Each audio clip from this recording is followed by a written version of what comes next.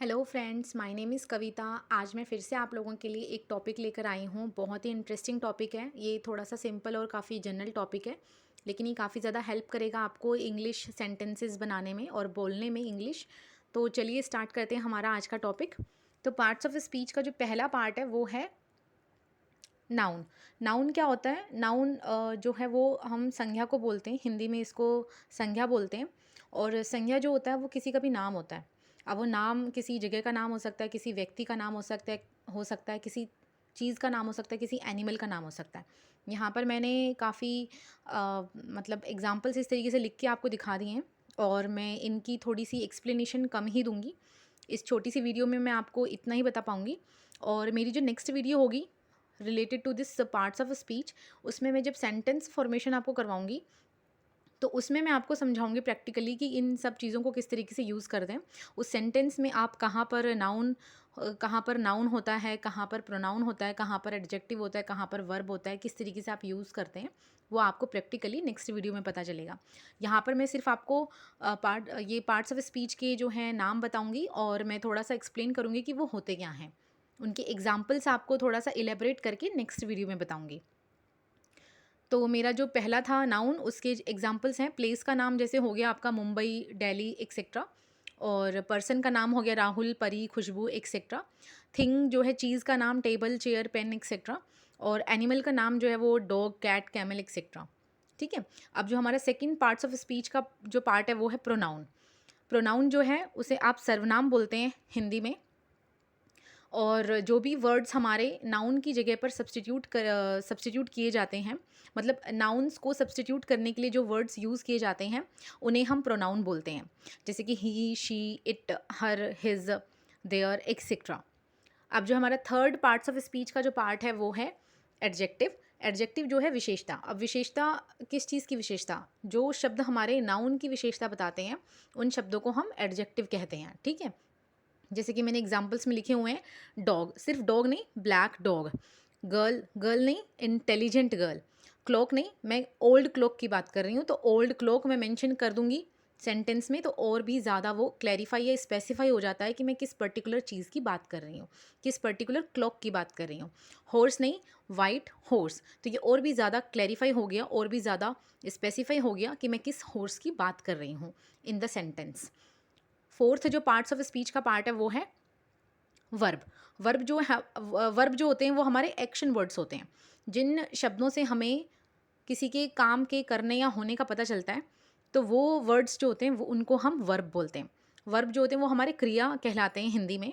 जैसे कि रन, ईट, सिंग, डांस। इन सभी शब्दों से हमें पता चल रहा है कि जो नाउन है वो क्या काम कर रहा है या कर रही है। ठीक है। अब हमारा जो फिफ्थ पार्ट्स ऑफ स्पीच का पार्ट है वो है एडवर्ब। एडवर्ब क्या होते हैं? कि जो वर्ब की विशेषताएं बताते हैं, जो वर्ब को डिस्क्राइब करते हैं, उन्हें हम एडवर्ब बोलते हैं। ठीक है। अब वॉक करना, वॉक तो ठीक है, हमारा वर्ड जो है वॉक हमारा वर्ब को दर्शाता है, वर्ब को शो करता है। लेकिन वॉक को भी हमने और ज़्यादा स्पेसिफाई कर दिया, और ज़्यादा डिस्क्राइब कर दिया कि वॉक स्लोली। तो स्लोली जो है यहाँ पर वो हमारा एडवर्ब को दर्शाता है। ठीक है। एडवर्ब शो कर रहा है। और एंटर्ड क्वाइटली, एंटर करना तो ठीक है, एक क्रिया है, वो हमें किसी के काम के करने या होने का बताते हैं। लेकिन एंटर्ड क्वाइटली, आप बहुत शांति से एंटर कर रहे हैं, तो शांति से, जो क्वाइटली जो यहाँ पर वर्ड है वो हमारा एडवर्ब, जो हमारा वर्ब है एंटर, उसको और ज़्यादा डिस्क्राइब कर देते हैं। ठीक है ना। अब जो हमारे पास सिक्स्थ जो पार्ट्स ऑफ स्पीच का पार्ट है वो है प्रेपोजिशन। प्रेपोजिशंस जो होते हैं हमारे, वो किसी भी सेंटेंस में जो वर्ड्स हम लिखते हैं, उन वर्ड्स में आपस में क्या रिलेशनशिप होता है उसको बताते हैं। जैसे कि अगर मैं एग्जांपल यहाँ पर ले लूँ, जैसे in, on, at, behind, beside, for etcetera. अगर सेंटेंसेस में ये वर्ड्स ना हो ना, तो आप थोड़ा सा समझ नहीं पाएंगे कि आप किस तरीके से आप क्या चीज़ कहना चाह रहे हैं। ठीक है ना। तो इन शब्दों को यूज़ करके जब आप और भी ज़्यादा सेंटेंसेस को यूज़ कर, मतलब इन शब्दों को जब आप यूज़ करते हैं, इन वर्ड्स को, तो आपके सेंटेंसेस और भी क्लैरिफाई हो जाते हैं कि आप वर्ड्स के बीच में किस तरीके से उनका रिलेशनशिप बताना चाहते हैं। ठीक है ना। अब इनका जो प्रैक्टिकल यूज़ है वो मैं आप सभी को नेक्स्ट वीडियो में बताऊंगी। इस एक ही वीडियो में सभी कुछ एक साथ कंप्लीट नहीं हो सकता, तो उस चीज़ के लिए आप लोगों को मेरी नेक्स्ट वीडियो देखनी पड़ेगी। और जो 7th है वो है पार्ट्स ऑफ स्पीच का पार्ट जो है 7th, वो है कंजंक्शंस। कंजंक्शंस जो होते हैं वो शब्द होते हैं हमारे जो कि कनेक्टर्स का काम करते हैं, जो कि 2 या 3 या 4 सेंटेंसेस को कनेक्ट करने का काम करते हैं। आप अलग अलग 4 सेंटेंसेस बनाएं या अलग अलग 2 सेंटेंसेस या अलग अलग 3 सेंटेंसेस बनाएं, आपके लिए बेटर होगा कि आप कंजंक्शंस का यूज़ करके, आप कनेक्टर्स का यूज़ करके उन सेंटेंसेस को जोड़ करके एक कॉम्प्लेक्स सेंटेंस, एक सिंगल सेंटेंस आप बना दें। ठीक है, जैसे कि एग्जाम्पल में मैंने लिखा है for and NOR but yet so etcetera.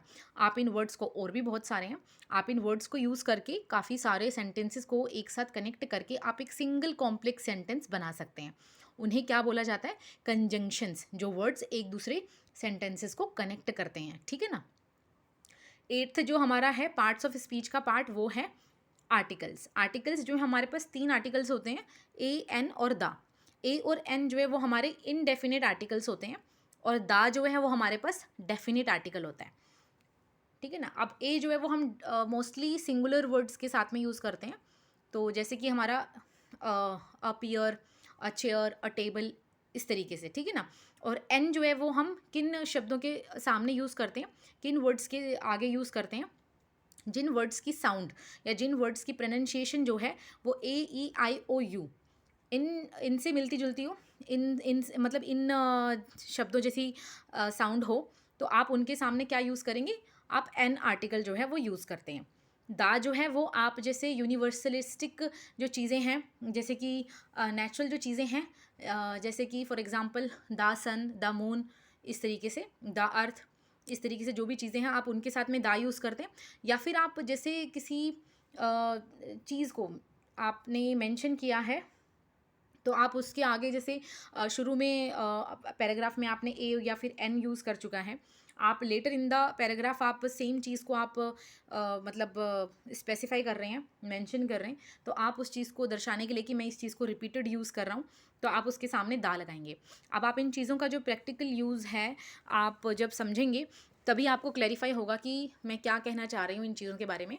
तो इसकी जो है नाउन्स की, पार्ट्स ऑफ स्पीच की, सेंटेंस फॉर्मेशन की एक और वीडियो आएगी, जिसमें कि आपको और भी ज़्यादा क्लैरिफाई हो जाएगा कि noun, pronoun, adjective, verb, adverb, prepositions या कंजंक्शंस या फिर आर्टिकल्स को किस तरीके से सेंटेंस में बनाना है, और ये चीज़ें किस तरीके से हमारी सेंटेंस फॉर्मेशन में हेल्प करती हैं, और क्यों इन चीज़ों को पार्ट्स ऑफ स्पीच बोला जाता है। ठीक है। तो ये थी मेरी आज की वीडियो। अगर आप सभी को ये मेरी वीडियो पसंद आई हो तो please like, share and subscribe. Thank you.